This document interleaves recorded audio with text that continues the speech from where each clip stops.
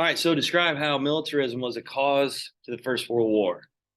Explain the Anglo-German naval arms race and how this increased tensions between Great Britain and Germany moving into the early 1900s. So what is this for? Three? I think it's three. Yeah. All right, good.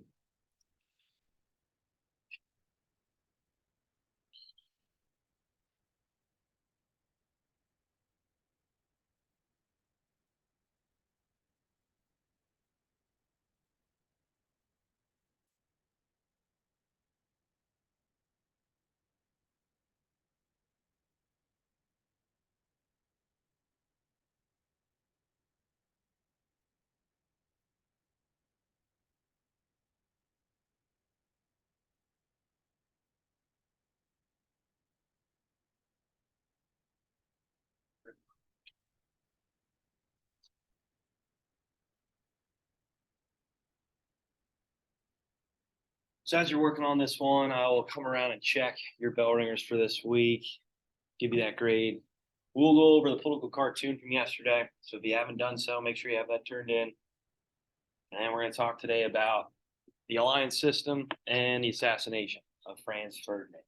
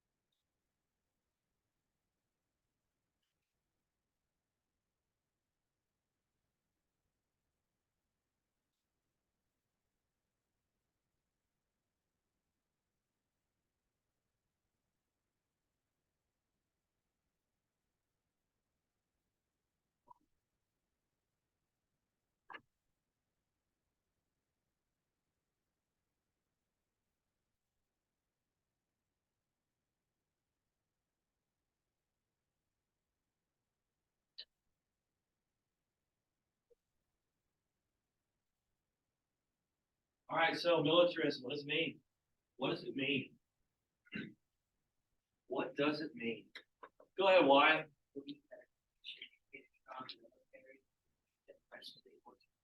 Yeah, good job. Good job. So these countries in Europe and even the United States, right, they're building up their militaries to try to stay above, right?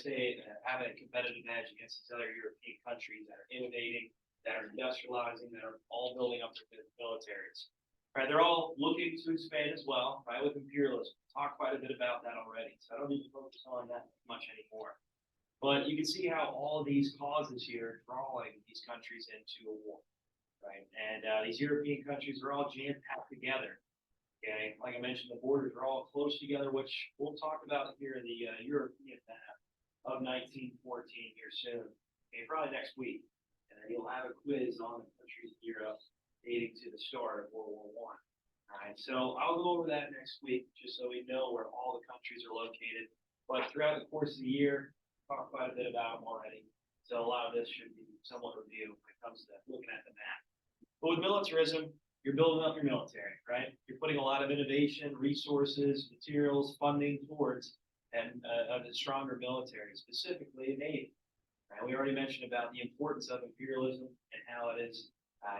How it's a priority for these European countries to expand, extract resources from other territories that you don't find in your own country, apply it to your marketplace, and just grow as a world power.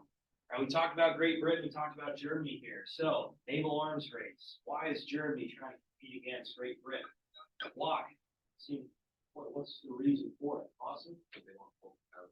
Yeah, good job, right? So Great Britain's been that dominant force, that dominant power as a naval force, right, in the world for so long. So Germany wants to try to compete. The only way that they're going to become the next world power that's relative to Great Britain is if they increase their navy. Right? So we talked a little bit about how Great Britain tried to say double the amount of dreadnoughts, battleships, right, and just funding in their navy compared to Germany leading up to World War I. Right, so Germany realized that they can't compete on the surface of the water, so they decided to innovate differently. Right, they tried to build a ship. Try to focus a lot of their attention on these ships that go underwater. What are they called again? What are they called? Right, Connor. The U-boat. Yeah, good job. So the submarine, right? And we'll talk about unrestricted submarine warfare here soon enough and how these submarines really caused trouble, caused a problem for Great Britain, the Allied powers in World War I. Right, so they're taking out a lot of supplies coming from the United States, aiding Allied powers. And with the dreadnoughts, Great Britain, they couldn't really see these U-boats, these submarines deep under the water. So Germany had somewhat of an advantage, especially when it comes to economic warfare and destroying a lot of the resources going in and out of their imperialistic countries, their territories, and from the United States. Just taking out the supplies before they could get to the battle. So we'll mention about that here later in the chapter. But for this arms race, this is creating tensions between Great Britain and Germany. So I already mentioned it. Who do you think Great Britain's going to maybe look to for an alliance? Which is kind of odd. Throughout this whole course of this year, we've been talking about these two powers duking it out. Awesome. Yeah, France, good job. So Great Britain and France are going to draw closer together because they have a common enemy, right? A common foe with Germany. Okay, is there any questions here? Any questions? So what is a dreadnought? Real quick. What is a dreadnought? Connor, go ahead. Pretty much a big ship. Yeah, okay. It's your modern battleship, right? Your modern day battleship. So they're kind of scrapping the idea of using wood for these battleships, utilizing sails, right? Now we have steam engines. We have armor that's plated all around the battleship. You have artillery, right? You have different types of weaponry that are applied to the battleship that make it a little bit more modern looking, right? So the dreadnought is kind of like your modern day battleship, one that you kind of envision, you think of the time, of a modern day warship. Okay. Is there any questions here? Militarism. All right. So yesterday you had an assignment, political cartoon here. I'm only going to go over it a little bit here, then we're going to move on. So there are only 3 questions, but the first one especially, I want to talk about the countries that are involved here. Might have been a little tough for you to do, but you can look at the flags, right? You can look at some of the words. I know they're a little blurry, but you can look at some of the words and depict who they're talking about or who they are by just researching a little bit. I don't know. Use the tools to your advantage here. Research some of these terms. All right, so at the top here, top left, who we have. Look at the flag. Look at the flag. top left here. Right up here. Aaron, who is it? Great Britain. All right, good job. You could give it, it gives it away by the Union Jack, right? You can see the flag that's coming off the naval ship. And I don't know, relative to the other countries, it's pretty large, right? It's pretty massive. So you can maybe indicate that's Great Britain. All right, good, good. And he talks a little bit about how he talked about his imperialistic age, just with the quote he says, and how they controlled a lot of the ocean all around the world. So yeah, like I mentioned, the British Empire, the sun never sets over it. So it kind of shows that he's leading this dominant age, but other countries are catching up. All right, so who's next here? Who's next? I must keep Z place with England. So who was competing against one another with this German? Oh, sorry, I just gave away this arms race here. Why? Germany. Yeah, good job. So there's Germany up at the top as well. Okay, they're trying to compete with Great Britain. They're trying to take that #1 spot from Great Britain, right? So they're duking it out with them when it comes to their arms race. All right, so this naval arms race. Yeah, who's this? Uncle Sam. Yep, the United States. Good job. So with the United States, I didn't focus on them too much. We did talk about the Civil War, right? How that was somewhat of a hiccup for the United States when it comes to this industrial age, and how these European countries like Germany, like Great Britain are growing, and the U.S. is going through some internal struggles. But with the U.S., we are separated from the hostilities of Europe, obviously the Atlantic Ocean. And with the United States, okay, with Teddy Roosevelt especially, he puts a lot of time and effort in building up the Navy to compete with these other European countries. Right, we do go through this imperialistic age as well, right? But it's not like what we see over in Europe. We do focus a little bit in the Eastern Hemisphere, but for the most part, we're focusing in the Western Hemisphere, right? Trying to conquer the Caribbean Sea, moving out in the Pacific Ocean, Pacific Islands, all the way up to the Philippines, and we even open up trade with Japan. So we'll talk about that a little bit later when we talk about the growth of Japan, how Japan becomes an imperialistic country. Matthew Perry. Okay, not from Friends. All right, so here you go. Bottom one here, bottom right, bottom right. This one might have been a little tougher. Okay, it doesn't really show much of a flag, but who do you think it is? Yes, Wyatt, go ahead. It's Russia. Yep, it's Russia. Right, so like I said, with Russia, they're falling behind. They're not as innovative. They're not industrialized yet. Okay, and they just lost a war to Japan. So we'll talk about that Russo-Japanese War in 1905. And how they're embarrassed, right? They lost to an inferior country, as Japan is an Asian country, right, of the time. And Russia was viewed as a laughingstock. But we'll mention that here soon. And towards the end of the war, they do drop out because they go through their own revolution, a communist revolution. Uh-oh. All right, the bottom here, way at the bottom. It says the name, actually. Paul, Japan. Yep, good job, Japan. So they are growing during World War One. They were heavily involved on the Allied powers, actually. So we'll mention about their involvement with World War One. A lot of it was just trying to take out a lot of the overseas territories Germany had over Asia. But for the most part, Japan is growing as an industrial power, one that will cause to be a thorn in the side for the United States when we get to World War II. So they are there in the outskirts. They're growing. All right, and finally, last one here. Last one. So he talks about the Reichstag. So the Reichstag is the German government, okay? And he's saying that we should have a grosser, meaning larger, navy than Germany. So what is it? Who is it? Paul? France. Yep, good job, France.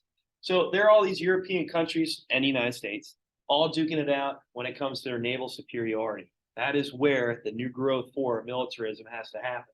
In order to claim more territories around the world, you need to have a strong navy, right? So you can see as the earth, the world is kind of shocked in fear of what could happen if these countries continue to grow at their rates with militarism. All right, is there any questions? All right, so make sure you turn that assignment in. Saw some of you working on it. Okay, all right. So here are your terms for today. We got Archduke Franz Ferdinand, the Black Hand. You have Real Princeps, Alliance System, Triple Alliance, and Triple Entente. So with Mania, so far, we talked about militarism, right? We talked about nationalism. We talked about imperialism. Today, we're going to talk about the assassination and the alliance system. So I want to carry over to Monday, that's fine, no big deal. But I do want to really emphasize on these causes here. Mania, right? Mania. Get the Iron Trojan suit back out.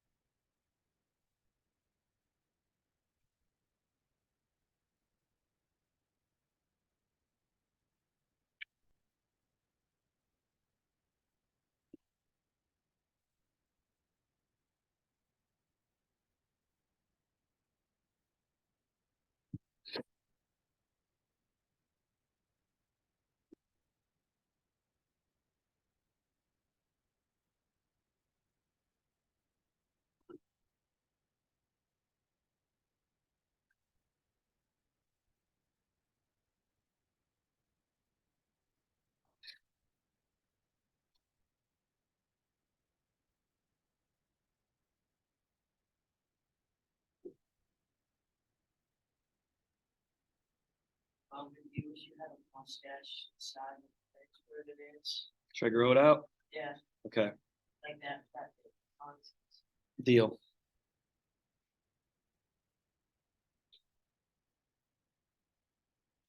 Don't be confused either with Franz Ferdinand, the band, okay? All right, there is a band. They do have a really good song. I'll play it then for you, but don't confuse it with the band. What do you say? No. SpongeBob.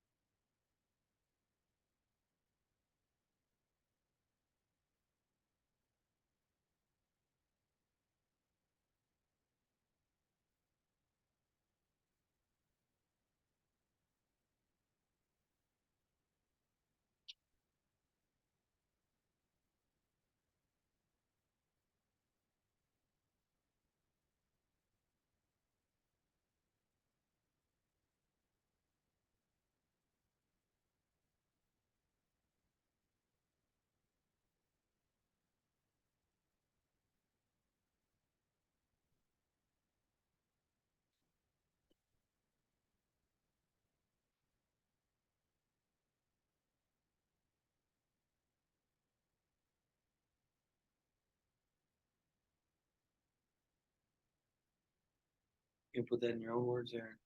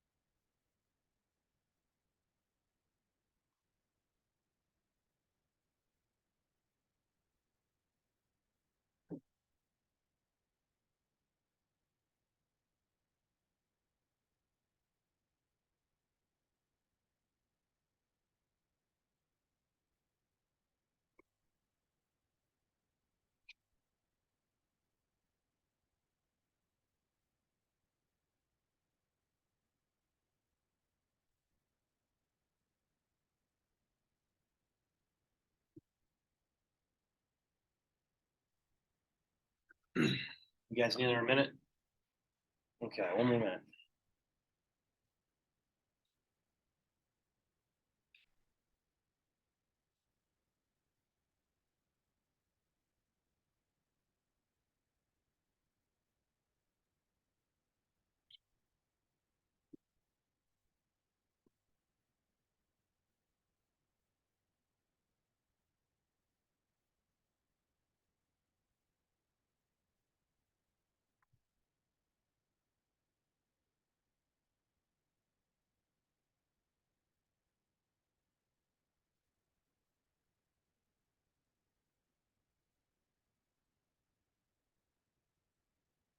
All right, okay, Franz Ferdinand.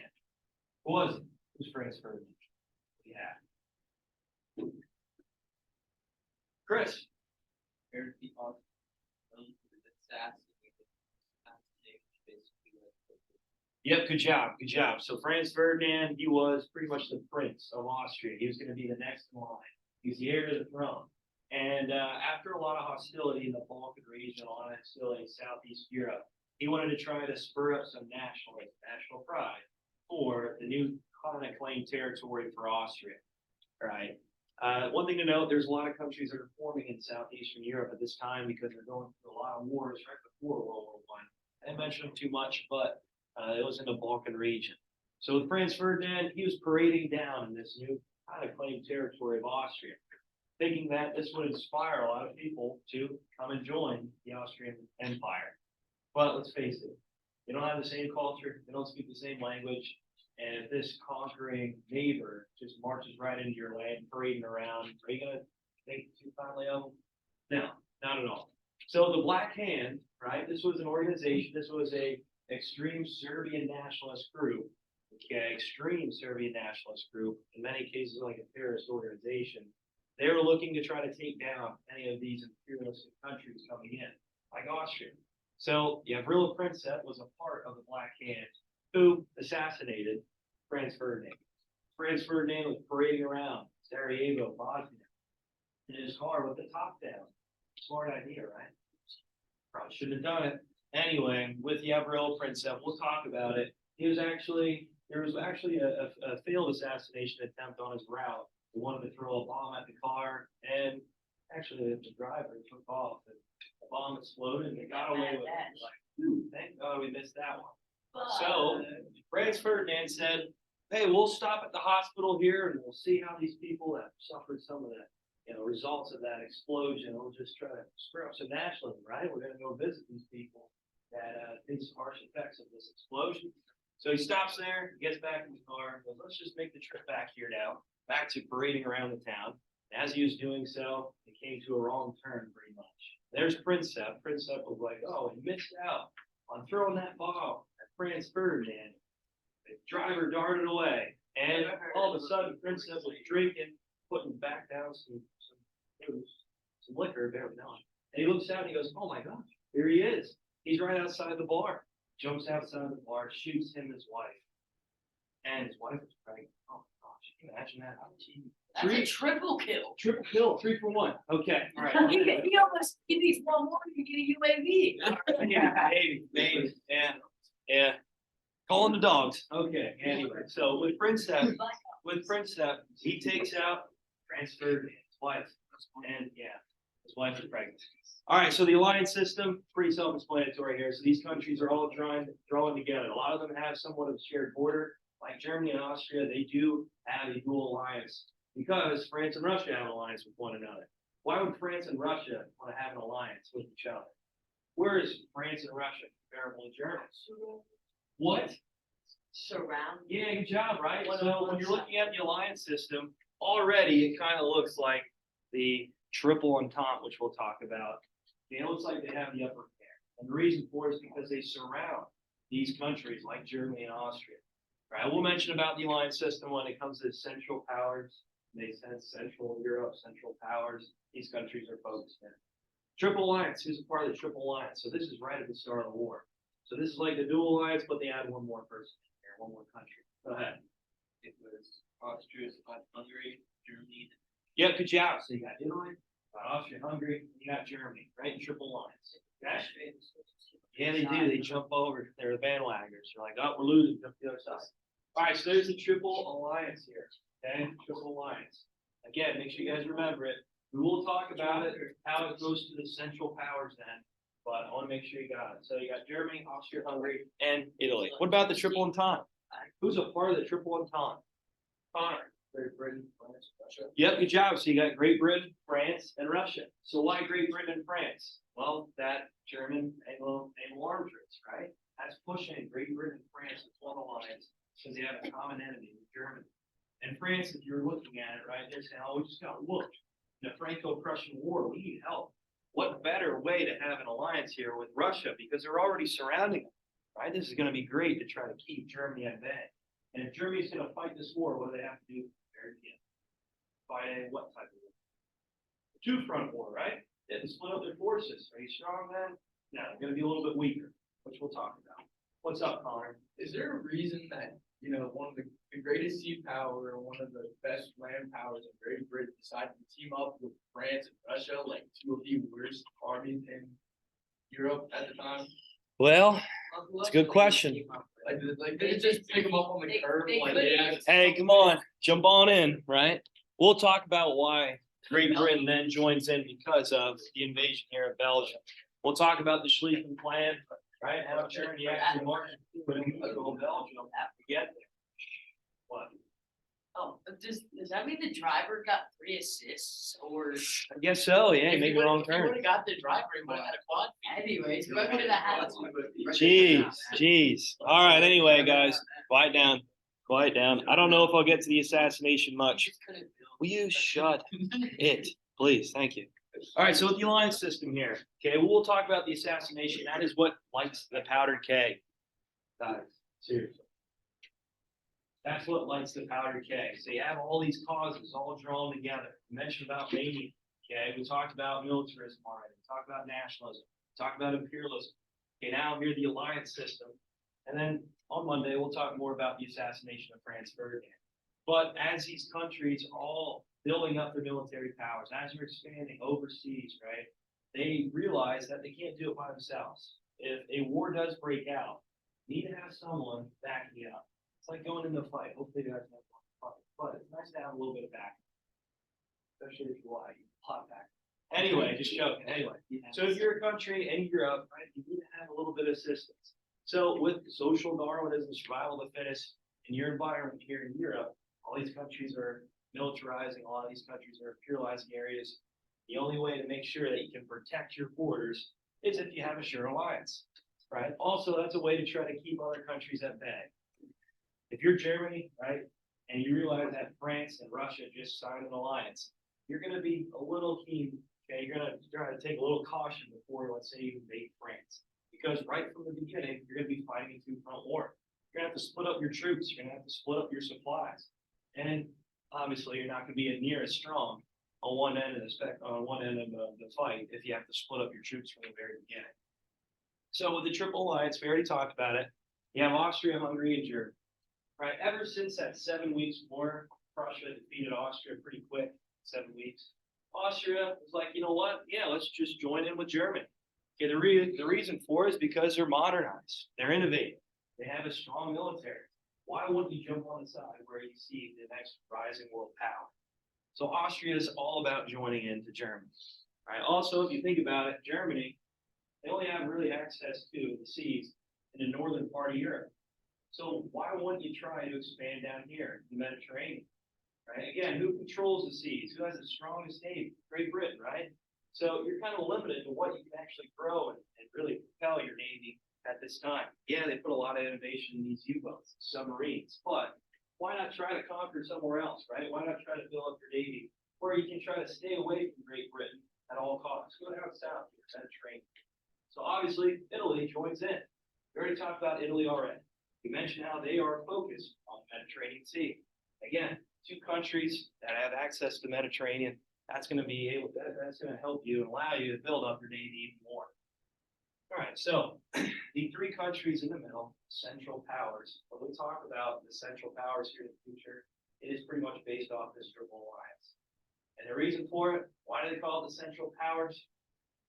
It's smack dab right in the middle. Go ahead, Paul. It's in the middle of Europe. Plain simple. You guys got it?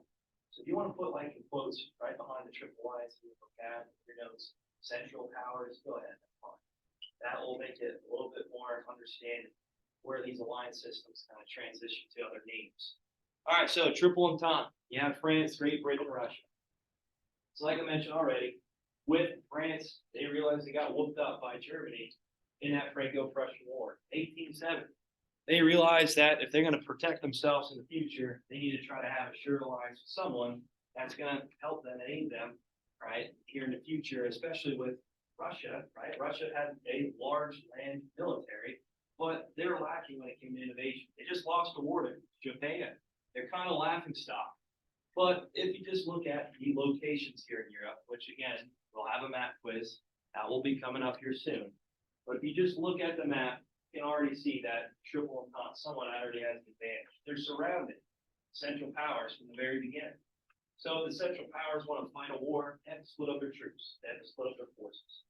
And then, yeah, you're going to add the strongest naval power in the world, Great Britain, to your side. So that forms a triple entente. We'll talk about it in later changes to the Allied powers, the Allied forces, however you want to explain it, when the United States eventually joins in. Russia will bail out now. We'll talk about that here soon, because they're going through their own revolution, which we'll talk about the Soviet Union forming towards the end of World War I. Chris. Meanwhile, you just got switched to the picture of it. Now, the body for body. Yep. Just relaxing, huh? I guess. Watching all the chaos around them.